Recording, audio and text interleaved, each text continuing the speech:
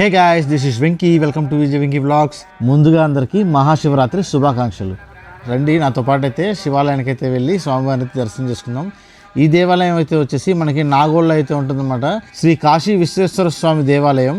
ఈ దేవాలయం వచ్చేసి నాగోల్ వాస్తవులకి అందరికీ కొంచెం ఫేమస్ అని చెప్పొచ్చు అనమాట. రండి లోపలికి అయితే వెళ్దాం. లోపలికి వెళ్ళే ముందు అయితే మనకి చూస్తున్నారు కదా, స్వామివారి రథం అయితే ఒకటి రెడీ చేసి పెట్టారు. అండ్ దేవాలయం లోపల కూడా క్రౌడ్ అయితే ఉన్నారు బాగానే. రండి దేవాలయం లోపలికి అయితే వెళ్దాం. దేవాలయం మొత్తం కూడా లైటింగ్స్తో శివరాత్రి సందర్భంగా తలతల్లాడిపోతుంది అనమాట. చాలా అద్భుతంగా అయితే ఉంది చూడడానికి దేవాలయం. ప్రతి శివరాత్రికి అయితే శివాలయానికి వెళ్ళి స్వామివారిని దర్శనం చేసుకోవడం అయితే నాకు అలవాటు. సో ఈసారి అయితే నాతో పాటు మీరు కూడా వచ్చారనమాట. ధ్వజస్తంభం చూడండి, ధ్వజస్తంభం దగ్గర అందరూ కూడా అగరబత్తులు వెలిగిస్తున్నారన్నమాట. పంతులు గారు వచ్చేసి ఇక్కడ కర్పూరం వెలిగించకూడదు, స్వామివారి పాదాలు లెక్క ధ్వజస్తంభం అంటే అక్కడ కర్పూరం వెలిగించకూడదు అని అయితే చెప్తున్నారు. అక్కడి నుంచి దేవాలయానికి అయితే ప్రదక్షిణ అయితే చేసుకుందాం రండి. చూస్తున్నారు కదా, దేవాలయ గోపురాలు అయితే కంప్లీట్గా లైటింగ్తో అయితే మొత్తం అయితే దగదగా మెరిసిపోతుంది దేవాలయం అయితే.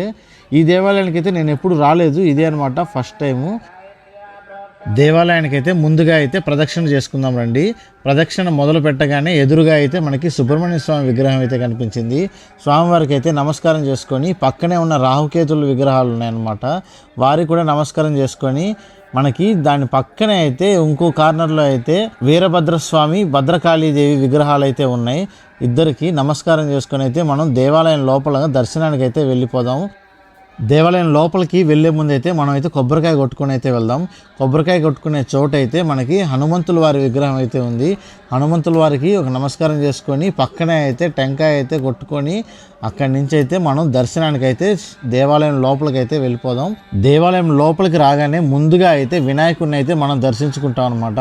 ఆ వీడియో క్లిప్ అయితే తీయలేదు. చూస్తున్నారు కదా స్వామివారిని, కాశీ విశ్వేశ్వర స్వామివారిని అయితే దర్శనం చేసుకోండి నాతో పాటు మీరు కూడా. ఎంతో అద్భుతంగా చాలా ప్రశాంతంగా అయితే స్వామివారి దర్శనం అయితే జరిగిందనమాట. తర్వాత ఎదురుగా ఉన్న నందిని అయితే చూడండి. దాని తర్వాత పక్కనే అయితే మనకి కాశీ విశాలాక్షి దేవి అయితే అమ్మవారు ఉన్నారు. అమ్మవారిని అయితే దర్శనం చేసుకోండి.